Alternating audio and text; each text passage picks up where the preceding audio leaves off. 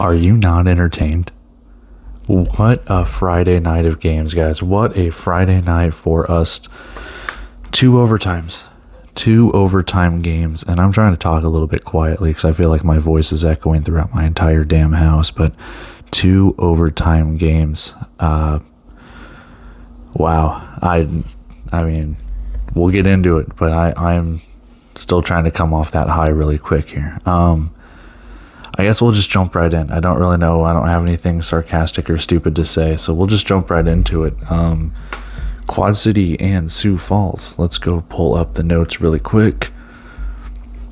So, starting off with Judd Erickson getting the start for the Quad City Steamwheelers.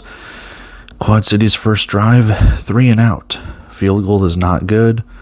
And I didn't see Andres Lilly on the defense. I don't know if he's hurt. I thought they said that on the broadcast that Sioux Falls was dealing with a lot of injuries on defense. So I didn't see him.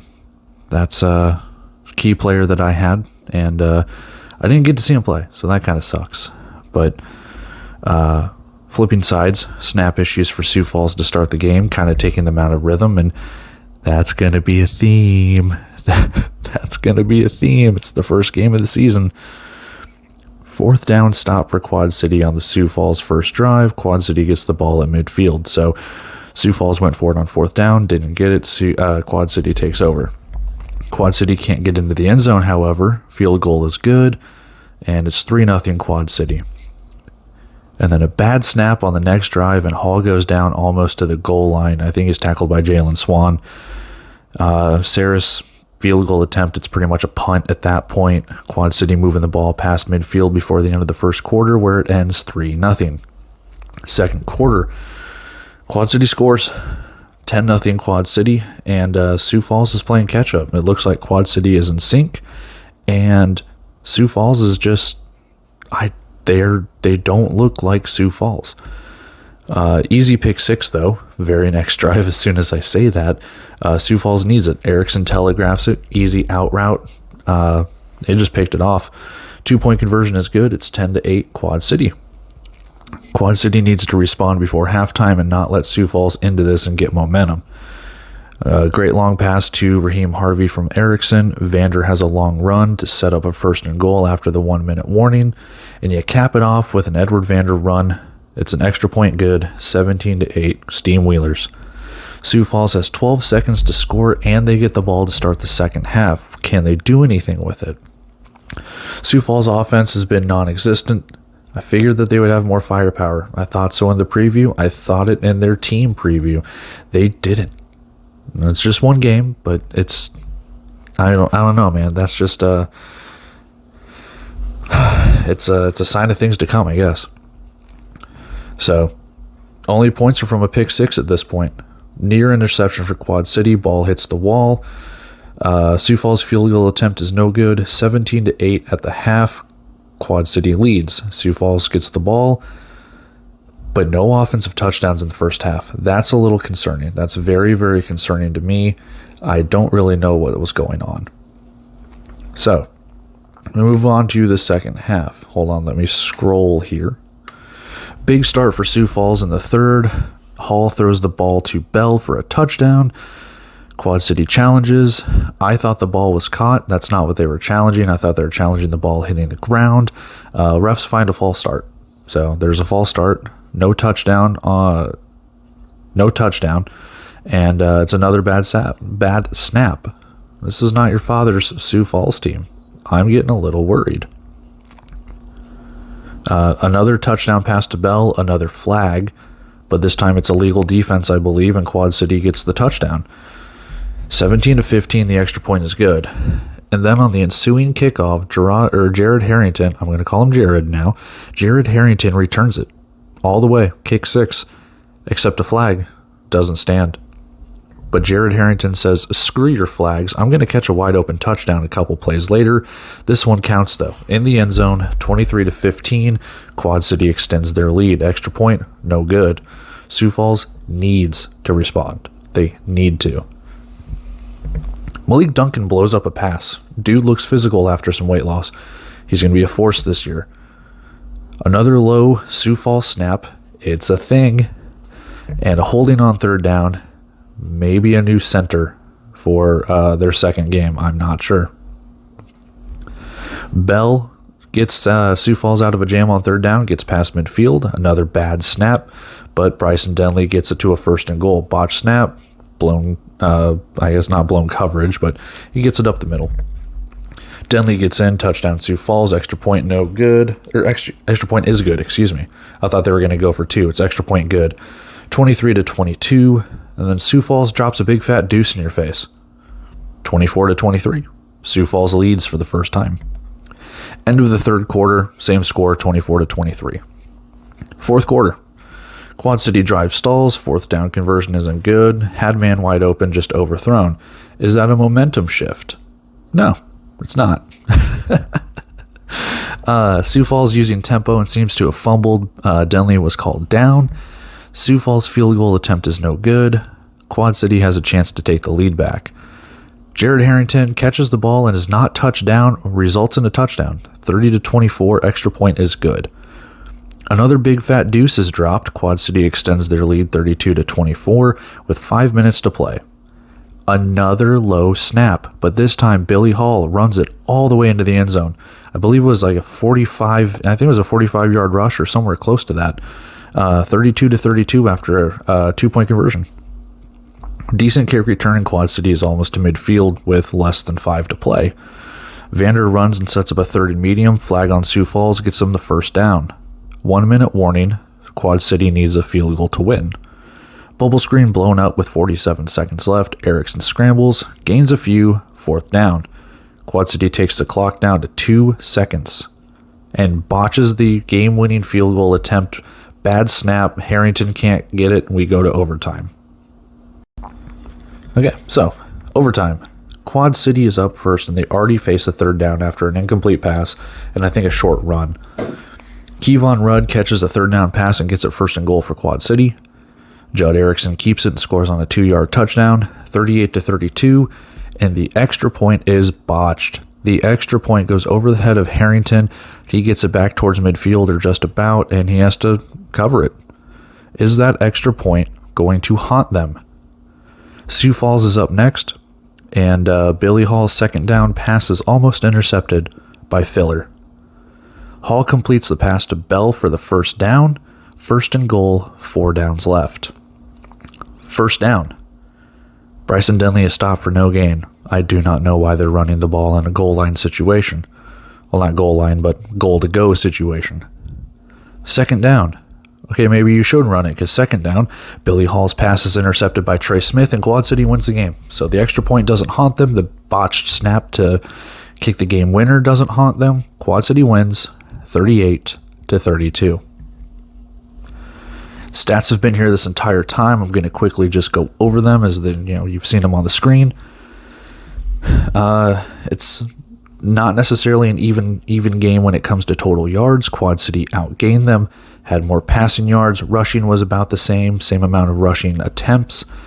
You look at that time of possession, though. Quad City seemed like they were always on offense, and Sioux Falls' offense just lacked firepower, man. I thought this team was going to be potent. Now, granted, I thought Donnie Corley would be in there, but he's not on the roster. Regardless, Lorenzo Thompson, they had a preview with him on the website. I didn't really see him at all. I don't know where this offense went. I truly don't. Quad City's offense looked great. Their defense looked pretty good, too. When you look at those leaders over there, I do leaders by yardage. So, Xavier Jackson, I don't know where he went. I don't know. 2 carries and that's it. Did he get hurt? I'm not sure. I didn't have volume on during the game, so I couldn't tell you. I tried to watch a little bit with a low volume with my child sleeping in the next room, but I digress. 2 carries for 28 yards for Xavier Jackson. Billy Hall only 88 passing yards. They only had 143 total yards of offense. Sioux Falls needs to fix it. It's as simple as that. This is not the Sioux Falls that went to the championship game last year. I don't really know what else to say. Quad City looks good. I'll say that much at least. Quad City looked in sync. Now, it's game 1. Things can change. We don't know. But if we're basing the rest of the season on this, it looks like Quad City and Sioux Falls are swapping places, man. It looks like Quad City might be that team in the playoffs and Sioux Falls might be on the outside looking in. But that's game number 1. Quad City ekes out a win, and I thought Sioux Falls had momentum. Let's go see if we won our bet. No. All right, so let's recap Tulsa and Frisco, another overtime thriller. Broadcast started 9 minutes into the first quarter. It's a gripe. It's the second week in a row that we've dealt with like kind of technical difficulties or something. Like, I'm sure they have these cameras going during the national anthem and the coin toss and things along those lines. But guys, we've got to get these feeds together. I understand it's first week jitters, first game jitters. It's not exactly the indoor football league front office stuff. They don't like this either. That being said, though, we've got to get it going. We've got to make sure we've got this stuff going. I don't know how it was on Caffeine TV. I'm watching on YouTube. Just the good old tried and true YouTube. So if Caffeine TV was different, please let me know. But at that point in time, 9 minutes to play, it's already 7-0 Frisco. When you look at the halftime highlights, sorry, my ring hit the table. When you look at the halftime highlights, it was a TJ Edwards touchdown run. So there's your 7-0. So now it's Tulsa's turn to respond. Daniel Smith is the starter for Tulsa. I thought it was going to be Jawan Pass in my preview. And again, yet another bet that I have lost. So, Daniel Smith starts for Tulsa, and they're moving down the field pretty well. Looks like when they need a running back in the backfield, they're using Montero Dubose. I didn't really see, because it's hard to see yellow numbers on white. God, go to black numbers with a yellow outline at least, guys. Come on. Doing it for 2 years now. Regardless, Dubose was in the backfield from what I could tell for most of the times that they needed a running back. Tulsa moves the ball down the field, end around touchdown for Jonathan Nance. Extra point, no good. 7-6, Frisco. TJ Edwards turned to respond before the end of the first quarter, but interception by Tulsa. Taylor Hawkins takes it. End of the first quarter, Frisco leads 7-6. Pretty uneventful, kind of like the first quarter for the other game. Second quarter, huge pass from Smith to Crockett sets up a 1st and goal. Dubose pitch out is a 2-yard rushing touchdown. Tulsa leads, 2-point conversion, no good, 12-7. TJ Edwards using his feet escapes a 3rd down, and a penalty negates it. Then you have back-to-back penalties for Frisco. And then Tulsa's defense forces a 4th down. They don't hold, it's not a penalty, but they force a 4th down. The field goal attempt is no good, and Trey Harvey kick-sixes it, and it's a flag. Looks like a ref show is going on here. Lots and lots and lots of flags tonight. I mean, you'll look at the stats that are obviously in front of my face right here. 16 total penalties in this game. And I didn't really talk about it in the Quad City game, but 16 penalties there too. We're talking 32 penalties in this game, or in both games, excuse me. Just a lot of penalties compared to what we saw last weekend. There were some penalties last weekend, not compared to this. Regardless. More flags. Drink. Penalties move Tulsa to the Frisco 16-yard line, and this should be on SportsCenter, man. One-handed touchdown catch by Joshua Crockett. 17-9. Extra point is good. Tulsa starting to open up the lead a little bit. Long drive by Frisco, wasting time moving the ball. 1 minute warning. Inadvertent whistle ruins a potential passing touchdown to, I believe it was Larry Harrington. But yeah, they called forward progress on Edwards for some reason. I don't know. Regardless, Crawford's kick is no good for a field goal. 4 seconds left in the half. Hail Mary is broken up by I don't know the Frisco defender that broke it up. Regardless, broken up pass. We go to halftime. 19-7 Tulsa. Okay, on to the second half, and it starts out with Solomon Wise tackle for loss to start for Frisco, and then Royce C. blows up Daniel Smith for a sack on 2nd down. Ends up becoming 4th down. Tulsa goes for it, and it's no good. Frisco takes over at midfield. Is it a momentum shift? Maybe.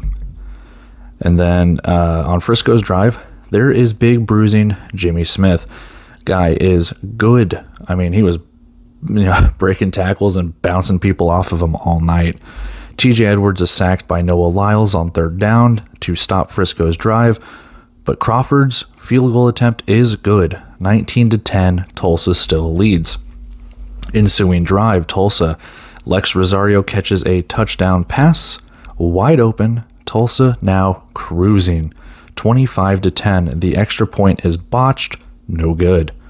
Frisco needs to score on this drive. It's starting to get out of hand for the Fighters. Frisco driving on the ensuing drive. See there? They're more driving, just cruising. Any kind of transportation pun.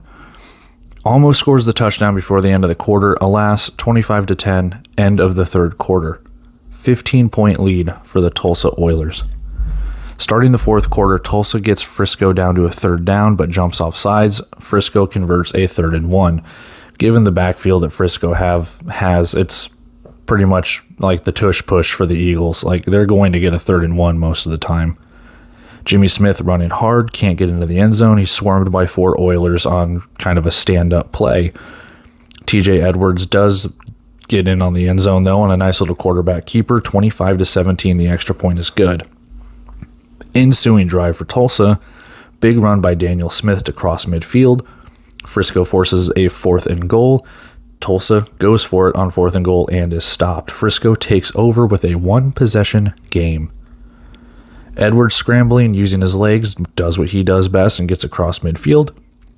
TJ Edwards gets the ball poked out, and Ramon Morris takes it all the way down to the Frisco side of the field. However, Frisco challenges and is overturned. Frisco keeps the ball.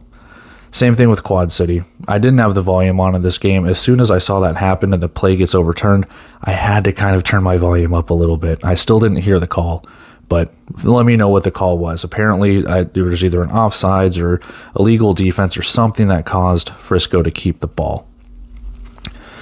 So with that, TJ Edwards runs in another touchdown, 25-25, and the 2-point conversion is good to tie the game. Tulsa moves the ball to midfield with less than 2 minutes to go. Daniel Smith runs to the 15 of Frisco. 1-minute warning. Tulsa running the clock to set up the game-winning field goal, and I don't think they knew that they were out of timeouts. I'm not sure what happened at the end of the game. They got tackled, clock's ticking, 12, 11, 10, and I don't think they had any timeouts. And we go to overtime. Simple as that. I'm not sure coaches, players knew what was going on, but regardless, we are going to overtime. Tulsa's up first, and 2 plays later, it is intercepted on 3rd down. Frisco's up next. Simple as that. You had your chance. Frisco running it on their drive in overtime. Can't get into the end zone. 3rd and goal. And who else? TJ Edwards. 4th rushing touchdown of the night. Frisco wins it 31-25 in overtime. So, second game to go to overtime tonight, and both of them are pretty much sealed by interceptions in overtime. One wins you the game. The other one, you have to go and get your offense on the field to score the game-winning touchdown. But it just kind of goes to show you that both of these games, the East is going to be pretty competitive, especially with how much Tulsa looks like they've improved. Frisco still winning games. Sioux Falls, maybe they are the ones to take the step back. I thought Quad City would be the one, but let's take a look at the stats here. Kind of even on opposite ends of the spectrum. Tulsa passed the ball a lot more. Frisco rushed the ball a lot more. Penalties were pretty even. Time of possession was pretty even. Same number of turnovers. I mean, total yards were also pretty even. But when you look at it, I mean, like I said, Daniel Smith, 113 passing yards, 2 touchdowns and a pick. TJ Edwards, 15 carries, 70 yards, and 4 touchdowns. Joshua Crockett, 5 receptions, 75 yards, and a touchdown. I wanted him to go off. And I know I didn't mention this in the Quad City recap, but Jared Harrington, quite a few yards there as well. Kentrez Bell played pretty well for Sioux Falls too. So a lot of wide receivers really making their name for themselves here in the first couple of weeks of the season. Really excited to see how they're all breaking out. But let's go see if I won my bet for this one. You know, we just had to gain the money back that we lost from Sioux Falls. So thanks for nothing, Storm. We'll just make it up with the plus 16.5 from the Oilers. So 1-1 on the day. But hey, still breaking even, baby. Making that money. All right, so let me adjust my chair right here and talk a little bit about our predictions. My prediction was 42-38. I had Sioux Falls winning the game, taking the money line. Not afraid to admit a loser. Sucks to suck, but hey, I got Quad City's score right. I just didn't nail Sioux Falls. They were 10 points short. But yeah, Aaron gets the better of me in that one. So 48-43, he picks the winner there. Kudos to you, Aaron. Good job. And yeah, it kind of sucks. Kind of sucks to have to admit defeat like that.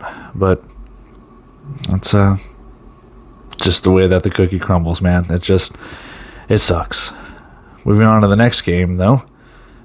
We both had Frisco winning. Pretty big. Didn't nail the scores on this one. Neither of us did, even though we picked the winner. I was kind of close with Tulsa's. I was 12 points off. And, 11 points off from Frisco's score. So, I guess I'll give both of us the win right there. But if we're doing head-to-head right now, I think Aaron's actually leading when it comes to stuff like that. So, yeah, that's pretty much it. Predictions were kind of on point, kind of not on point. 1-1 in the betting game, and 2 great games. Let's not take away from that. I'll do the personal stuff for 1 second, but let's focus on the games here. Doing all those recaps and stuff, that's amazing. If we can have games like that Saturday, Sunday, and Monday, this is going to be one hell of a season. Guys. But with that being said, I've taken up way too much time recapping these 2 games. I almost said previewing. Recapping these 2 games. That's pretty much it. Like I said in the last recap, if you like these games and haven't watched them and you're just watching this recap, I don't know what you're doing. Go watch the games, man. Go on Caffeine TV. Go on YouTube. Find the games. Go watch them. They are amazing. That being said, guys, like, comment, subscribe, all of that stuff. I'm taking off here. I just want to tell you guys I love you. Thank you for watching, subscribing, doing all of that stuff to push the channel, everything along those lines. That being said, I will see you guys in the Saturday preview. See ya.